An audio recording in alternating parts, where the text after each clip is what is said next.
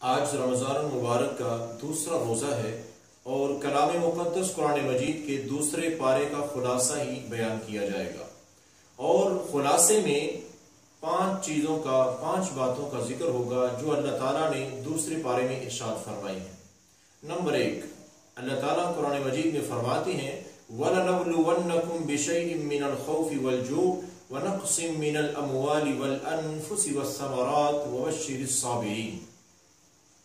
اللہ تعالیٰ کا فرمان ہے کہ ہم تمہیں ضرور آزمائیں گے، کبھی خوف دے کر، کبھی بھوک دے کر، کبھی مال میں کمی، کبھی اولاد کی وجہ سے پریشانیاں، یہ پریشانیاں آتی رہیں گی اور یہ ساری کی ساری آزمائش ہوگی۔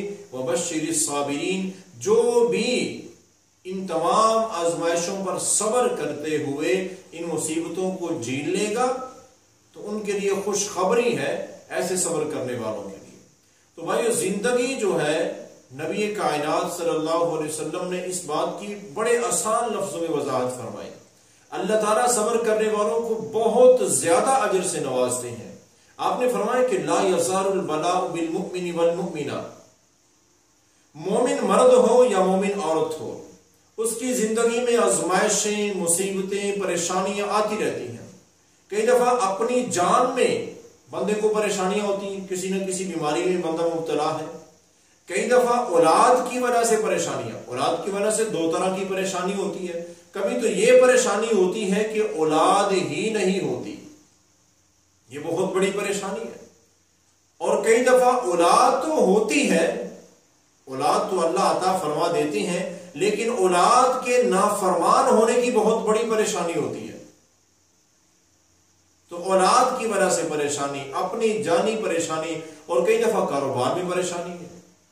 جب بھی کاروبار، جو بھی کاروبار کرتے ہیں، نقصان نقصان نقصان، یعنی کہ مصیبتیں، پریشانیوں نے چاروں طرف سے گھیرا ہوا ہے۔ اور یہی بات نبی کریم صلی اللہ علیہ وسلم فرماتی ہے کہ لا یزال البلاء بالمؤمن والمؤمنہ، مومن مرد ہو یا عورت، وہ پریشانیوں میں گھرا رہتا ہے، اللہ اس کو آزماتے رہتے ہیں، کسی نہ کسی مصیبت پریشانی میں اللہ اس کو ڈال کے آزمائش کرتے رہتے ہیں، اور مومن بندہ، مومن بندی اس مصیبت پر، اس پریشانی پر صبر کرتے ہوئے وقت گزار دیتے ہیں، اللہ سے اجر کی امید کرتے ہوئے صبر کرتے ہیں۔ تو فرمایا پھر ہوتا کیا ہے، حتی یلقى اللہ، جب بھی وہ بندہ اور وہ اللہ کی بندی دنیا سے جاتے ہیں، فوت ہوتے ہیں، تو ان کی حالت کیا ہوتی ہے، وما علیہ خطیئۃ، ان کے نامہ اعمال میں ایک بھی گناہ باقی نہیں ہوتا، سارے گناہ معاف ہو چکے ہوتے ہیں۔ مصیبتوں پر صبر کرنے کا صرف اللہ یہ اجر عطا نہیں فرماتے کہ قیامت کو اللہ تعالیٰ نیکیوں میں کافی اضافہ کر چکے ہوں گے، بلکہ صبر ایک ایسا عمل ہے، اس کے ذریعے اللہ تعالیٰ بندے کے گناہ بھی معاف کر دیتے ہیں۔ اب ذرا غور کریں، جس بندے کے نامہ اعمال میں جب وہ فوت ہو، اس کے نامہ اعمال میں صرف اور صرف نیکیاں ہوں، گناہ ہو ہی کوئی نہ، کیا اس کے بارے میں کچھ سوچا جا سکتا ہے کہ اس کو عذاب قبر ہوگا، یا قیامت کا وقت اس کے لیے آسان ہو، مشکل ہو جائے گا، یا پھر حساب اس کے لیے مشکل ہو جائے گا؟ ہو ہی نہیں سکتا، اس کا تو ٹھکانہ پکا جنت ہے بھائیو۔ اس لیے اللہ فرماتے ہیں کہ زندگی میں یہ اونچ نیچ ہوتی رہے گی، دن ہم بدلتے رہتے ہیں، پریشانیاں، مصیبتیں یہ آتی رہیں گی، آزمائشوں پر صبر کرنا، بہت بڑی خوشخبریاں تمہیں ملنے والی ہیں، بہت بڑا تمہیں مقام ملنے والا ہے۔ تو یہ پہلی چیز ہے، ہمیں اس دوسرے پارے سے سیکھنا ہے۔ جو دوسرے پارے میں اللہ تعالیٰ بیان فرماتے ہیں کہ مصیبتوں پر صبر کرنا ہے، اللہ کے در کو چھوڑنا نہیں ہے۔ 1 سال 2 سال شادی کو ہو گیا، اولاد نہیں ہوئی، اللہ کے در کو چھوڑا، کو کہیں جا کے گرا پڑا ہے، کو کہیں سجدے کر رہا ہے، کو کہیں جا کے کو منتیں کیا کیا کرنے لگ جاتے ہیں، اولاد نہیں ہوئی ہے۔ بھئی اللہ کے برگزیدہ پیغمبروں کو دیکھیے، سیدنا ابراہیم علیہ السلام کو اللہ نے کب اولاد دی؟ شادی تو جوانی میں ہوئی تھی، اولاد کب دی؟ جب 90 سال کی عمر ہو گئی تھی۔ کتنے سال اللہ نے صبر کرایا، کیونکہ اللہ اجر دینا چاہتی ہیں، مقام دینا چاہتے ہیں۔ تو اس لیے مصیبتوں پریشانیوں پر صبر کریں، مایوسی کا اظہار بالکل نہیں کرنا چاہیے۔ دوسری چیز جو دوسرے پارے میں اللہ تعالیٰ بیان فرماتی ہیں ان الذين يكتمون ما انزلنا من البينات والهدى من بعد ما بيناه للناس في الكتاب اولئك يلعنهم الله ويلعنهم اللاعنون. اللہ تعالیٰ فرماتے ہیں کہ جو ہم نے دین نازل کر دیا ہے اس کا علم حاصل بندے نے کر لیا ہے، دین اسلام کے اصولوں کا پتہ چل گیا ہے، مسائل کا علم ہو چکا ہے، اس کے باوجود بھی بندہ دین چھپاتا ہے، کسی کو بتاتا نہیں ہے، علم چھپاتا ہے، بتاتا نہیں ہے، نہ عمل کرنے کے لیے تیار ہے نہ کسی کو بتانے کے لیے تیار ہے. سمجھ آ گئی ہے کہ دین اسلام کا مسئلہ تو یہ ہے، نبی کریم صلی اللہ علیہ وسلم کا فرمان تو یہ ہے کہ عمل اس طرح کرو، نہ خود کرتا ہے نہ اوروں کو بتاتا ہے. دوسرے لفظوں میں ان کو علماء سو کہہ سکتے ہیں، ایسے علماء جن کو حق بات کا پتہ چل جاتا ہے، اس کے باوجود نہ وہ عمل خود کرتے ہیں نہ وہ اوروں کو بتاتے ہیں، نہ وہ دین صحیح معنوں میں لوگوں تک پہنچاتے ہیں. تو اللہ تعالیٰ ایسے لوگوں کے متعلق بڑی سخت وعید بیان فرماتے ہیں. اولئک یلعنہم اللہ، حقیقت میں اللہ فرماتے ہیں یہی لوگ ہیں جو لعنتی لوگ ہیں، اللہ کی لعنت، وَيَلْعَنُهُمُ اللَّاعِنُونَ، اور تمام جہان والوں کی لعنت ہوتی ہے ایسے لوگوں پر جو صحیح دین کی بات کو چھپاتی ہیں، لوگوں کو دین صحیح بیان نہیں کرتے. اب بھی موقع ہے بھائیو، یہ دوسرے پارے کا خلاصہ سن رہی ہیں، اب بھی موقع ہے، دین کی جس صحیح بات کا علم ہے اس پر عمل کرو، اپنی برادریوں، قبیلوں کو، مسلکوں کو چھوڑ دو. کامیابی صرف دین اسلام کے اصولوں پر صحیح معنوں میں عمل کرنے میں ہے، اللہ اس کے رسول کی بات کو ماننے میں ہے. اپنی انا یا اپنی برادری یا اپنا علاقہ یا اپنا مسلک، اس کے پوجنے کا نام کامیابی نہیں ہے. کامیابی اللہ اس کے رسول کی بات کو ماننا ہے اور دوسروں تک پہنچانا، اس کو چھپانا نہیں ہے، ورنہ یہ لعنتی کام بن جائے. تیسری بات جو اس دوسرے پارے میں اللہ تعالیٰ بیان فرماتی ہیں وہ روزے کے متعلق، یا ایھا الذین آمنوا کتب علیکم الصیام کما کتب علی الذین من قبلکم لعلکم تتقون. غور کریں اللہ تعالیٰ کیا فرما رہے ہیں. اللہ نے یہ نہیں کہا کہ ایمان والو تم پر روزے فرض کیے ہیں تاکہ تمہارے درجات بلند ہو جائیں، وہ ہوتے ہیں، اس میں کوئی شک نہیں ہے، لیکن اللہ نے جو مقصد یہاں بیان کیا قرآن مجید کی اس آیت مبارکہ میں، اللہ تعالیٰ کیا فرماتی ہیں، اے ایمان والو تم پر روزے فرض کیے ہیں، تم سے پہلے لوگوں پر بھی فرض کیے تھے. مقصد ان پر فرض کرنے کا اور تم پر فرض کرنے کا ایک ہی ہے، وہ کیا ہے، لعلکم تتقون، گناہ چھوڑ دو، متقی بن جاؤ، پرہیزگار بن جاؤ، گناہوں کو چھوڑنے کی تمہیں عادت پڑ جائے، اس لیے رمضان کا مہینہ روزے تم پر فرض کیے ہیں. روزہ رکھا ہے نا بندے نے، ویسے تو کھانا کھاتی ہیں لیکن جب سحری کھا لیا روزہ رکھ لیا تو کھانا نہیں، بھوک ہے لیکن کھانا نہیں کھاتا، کیونکہ اللہ نے منع کیا ہے اس لیے چھوڑ دیا. پیاس شدید ہے لیکن پانی نہیں پیتا روزہ دار، کیوں، اللہ نے منع کیا ہے، پانی پاک ہے، حلال ہے، لیکن نہیں پیتا، اللہ نے منع کیا ہے. تو یہی اللہ تعالیٰ بیان فرماتے ہیں کہ مقصد روزے فرض کرنے کا یہی ہے، لعلکم تتقون، تمہیں گناہ چھوڑنے کی عادت پڑ جائے. صرف رمضان کا مہینہ اللہ کی بات ماننے کا نام ایمان نہیں ہے، پورے 12 مہینے، پورا سال، پوری زندگی اللہ کی بات مانو. جیسے رمضان میں اللہ نے کہا کہ یہ چیز، یہ کھانا تو نے نہیں کھانا، یہ پانی تو نے اس وقت میں نہیں پینا، تیرا روزہ ہے، تو ہم نے چھوڑ دیا. ایسے ہی جو زندگی میں اللہ تعالیٰ فرماتے ہیں قرآن مجید میں کہ یہ کام حرام ہے تو وہ کبھی نہیں کرنے ہیں. نبی کریم صلی اللہ علیہ وسلم کا فرمان ہے کہ یہ چیز حرام ہے، ناجائز ہے، تو کبھی نہ کریں، چاہے وہ کاروبار میں ہو، رشتہ داری میں ہو، کسی بھی معاملے میں ہو. جس کو اللہ اس کے رسول نے حرام کہہ دیا ہے اس کو چھوڑ دو.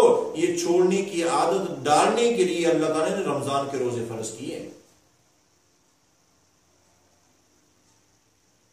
چوتھی اور اہم ترین بات جو دوسرے پارے میں اللہ تعالیٰ بیان فرماتے ہیں وہ ہے حج. اللہ تعالیٰ کا فرمان ہے کہ حج مسلمانوں پر، ایمان والوں پر فرض ہے، لیکن اس میں بڑی کوتاہی برتی جاتی ہے، بڑی کوتاہی. کیا فرمایا کہ حج اس وقت فرض ہو جاتا ہے مومن بندے پر جب اس کے پاس جسمانی طاقت بھی ہے اور مالی طاقت بھی ہے. جسمانی طاقت نہیں بھی ہے مالی طاقت ہے تو حج فرض ہے، خود نہیں کر سکتا کسی کو کرائے، اپنی طرف سے کسی کو حج کے لیے بھیج دے، لیکن حج فرض ہو جاتا ہے جب بندے کے پاس مال اتنا ہو کہ وہ بآسانی جا کے بیت اللہ کا حج کر کے واپس پہنچ سکتا ہے۔ یہ خرچ اگر اس کے پاس ہے تو حج فرض ہے بھائیو۔ بڑی کوتاہی ہے، بہت زیادہ اس میں کوتاہی بڑھتی جاتی ہے، بہت زیادہ کوتاہی کی جاتی ہے۔ ایک دکان ہے، کاروبار اچھا ہے، ایک اور خرید لے، ایک گھر ہے ایک اور خرید لے، یعنی کہ جائیداد کو بڑھانے میں لگے ہوئے ہیں۔ بھئی کاروبار اچھا چل رہا ہے، دکان ہے، ایک فیکٹری ہے، جو کچھ بھی ہے کاروباری لحاظ میں اچھا سرکل چل رہا ہے، اور اللہ کا دیا ہوا اتنا ہے کہ بآسانی حج کر سکتی ہیں، تو کاروبار ڈبل کرنے کی نہ سوچیں۔ جو اللہ نے فرض کیا ہے پہلے وہ کریں۔ فرضی حج ادا کرنے کے بعد جتنا مرضی کاروبار کو بڑھائیں، جتنا مرضی پیسہ کاروبار میں لگائیں، یہ بالکل جائز ہے، لیکن فرضی حج کو چھوڑا ہوا ہے اور کاروبار بے کاروبار، زمین پلاٹ مزید بڑھ رہے ہیں، تو بھائی جب قیامت کو اللہ پوچھے گا۔ اب ذرا غور کریں، دنیا سے جب جائیں گے حج کیا ہوا عمل تو ساتھ جائے گا، لیکن یہ تیری جائیداد میری جائیداد یہ ہمارے ساتھ کوئی نہیں جائے گی، یہ یہاں رہ جائے گی۔ جب ہم آئے تھے خالی ہاتھ تھے، جائیں گے خالی ہاتھ جائیں گے، دنیا سے کچھ نہیں ملے گا۔ قسمت والوں کو کفن کا کپڑا ملتا ہے، کچھ لوگوں کو تو وہ بھی نہیں ملتا۔ اللہ نے دیا ہے مال تو حج فرض ہے، ہر مرد پر ہر عورت پر حج فرض ہے، حج کرنا ہے۔ آخری بات جو اس دوسرے پارے میں اللہ تعالیٰ بیان فرماتی ہیں، اور اس خلاصے میں جو آخری بات میں بیان کرنا چاہتا ہوں وہ یہ ہے، الطلاق مرتان فامساک بمعروف او تسریح باحسان۔ طلاق کے متعلق اللہ نے وضاحت فرمائی ہے۔ نکاح بڑا مقدس ترین عمل ہے، پیارے نبی کریم صلی اللہ علیہ وسلم کی سنت مؤکدہ ہے۔ نکاح کے متعلق آپ نے فرمایا کہ النکاح من سنتی، یہ میری سنت، میرا طریقہ ہے نکاح کرنا۔ فمن رغب عن سنتی فلیس منی، اور جس نے میری سنت سے اعراض کیا اس کا میرے ساتھ کوئی تعلق نہیں۔ یعنی کہ نکاح کرنا سنت مؤکدہ ہے۔ اب نکاح اللہ کے کلمے پر ہوتا ہے، اللہ کے نام پر یہ رشتہ بنتا ہے نکاح کا،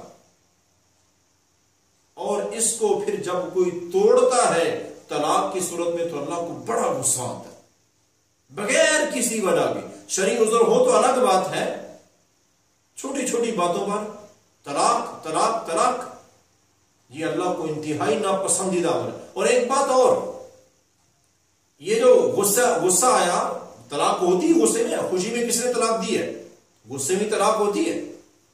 اب غصہ آیا، غصے میں آ کے خاوند بیوی کو ایک بار دو بار تین بار 10 بار کہتے تو یہ طلاق طلاق طلاق، تو اس سے کیا وہ تینوں طلاقیں جو دین اسلام میں 3 طلاقیں ہیں تو وہ کیا تینوں ہو جاتی ہیں؟ قطعاً یہ بالکل صحیح نہیں ہے، صرف ایک وقت میں ایک طلاق ہوتی ہے۔ نبی کریم صلی اللہ علیہ وسلم کے پاس ایسا واقعہ پیش آیا، ایک صحابی رسول آئے، اللہ کے رسول صلی اللہ علیہ وسلم، میں نے اپنی بیوی کو طلاق، تینوں طلاقیں دے دی۔ آپ نے فرمایا کہ ایک ہی وقت میں 3 بار طلاق کہا ہے؟ کہا جی ہاں ایک ہی وقت میں۔ تو فرمایا وہ 3 نہیں، وہ ایک ہی طلاق ہوئی ہے۔ ایک طلاق کے بعد اللہ نے وقت رکھا ہے، 3 مہینے کا وقت ہے۔ ایک طلاق بیوی کو دی ہے، 3 مہینے اس کو گھر سے نہیں نکالنا، وہ اپنی گھر میں رہے گی، اس کا نان نفقہ، اس کا خرچہ، مکان رہے، سب کچھ اس کو دینا ہے۔ اور موقع بھی ہے 3 مہینے کے اندر آپس میں صلح کر لیتی ہیں، رجوع کر لیں، کوئی جرمانہ نہیں ہے، کوئی فدیہ نہیں، کچھ بھی نہیں ہے، ان پر کچھ نہیں ادا کرنا پڑے گا، بس رجوع کر لیں، ایک طلاق ان کی ہے زندگی میں بس۔ لیکن اگر ایک طلاق کے بعد 3 مہینے گزر گئے، عدت ختم ہو گئی، اب نکاح ٹوٹ چکا ہے، دوبارہ بھی نکاح کر سکتے ہیں۔ ابھی ایک طلاق ہوئی ہے، اگر دوبارہ نکاح کر لیا یا رجوع کر لیا، اس کے بعد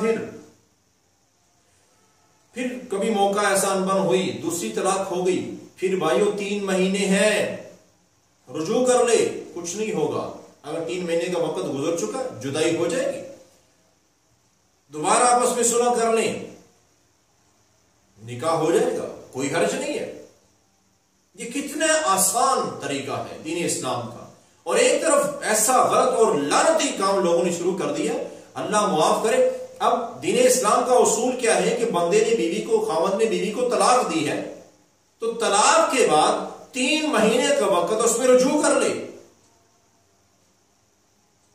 3 مہینے کے بعد بھی عدت ختم ہو چکی ہے، نکاح ٹوٹ چکا ہے، اب بھی دوبارہ نکاح کر سکتی ہیں، جائز ہے۔ پہلی طلاق کے بعد بھی جائز ہے، دوسری طلاق کے بعد بھی جائز ہے نکاح کرنا۔ لیکن ایک پتہ نہیں اب میں کیا کہوں کہ ایک بندے نے اپنی غصے میں آ کر طلاق 2-3 دفعہ کہہ دیا، بعد میں اسے ہوش آیا، غصے میں تو عقل کام کرتی نہیں ہے، میں نے اچھا نہیں کیا، اب وہ اپنی بیوی سے ملاقات سلو کرنا چاہتا ہے تو وہ رکاوٹیں ڈالتے ہیں، نہیں تو سلو نہیں کر سکتا، تیری تو 3 طلاقیں ہو گئی۔ اللہ کے رسول صلی اللہ علیہ وسلم نے کیا فرمایا اس صحابی کو؟ ایک وقت میں دی ہوئی 3 طلاقیں 3 نہیں 1 شمار کی جائے گی، اور ادھر یہ کیا کہتی ہیں نہیں 3 ہو چکی ہیں۔ اب اپنی بیوی کو بغیرتی کا مظاہرہ کرتے ہوئے کسی اور کے پاس لے جا اور زنا کرا، جسے حلالہ کہتے ہیں۔ واضح طور پر نبی کریم صلی اللہ علیہ وسلم کا فرمان ہے کہ لعن اللہ المحلل والمحللۃ، حلالہ کرنے والا اور حلالہ کروانے والا اپنی بیوی کا دونوں ہی لعنتی ہیں۔ لعنت کا مطلب کیا ہوتا ہے؟ اللہ کی رحمت سے دور ہے، اللہ کی رحمت ان پر نہیں، اللہ کا غضب برسنے والا ہے۔ اپنے جو جائز خامد ہے جس نے 3 بار طلاق کہہ دیا، ہوئی تو ایک ہی ہے، اس کے پاس نہیں آنے دیتے، وہاں رجوع نہیں کرنے دیتے، اور لعنتی کام پہ لگا دیتے ہیں کہ تم حلالہ کراؤ جا کے۔ ایسی عقل ماری ہوئی ہے کہ دین اسلام کو سمجھنے کی کوشش ہی نہیں کرتے۔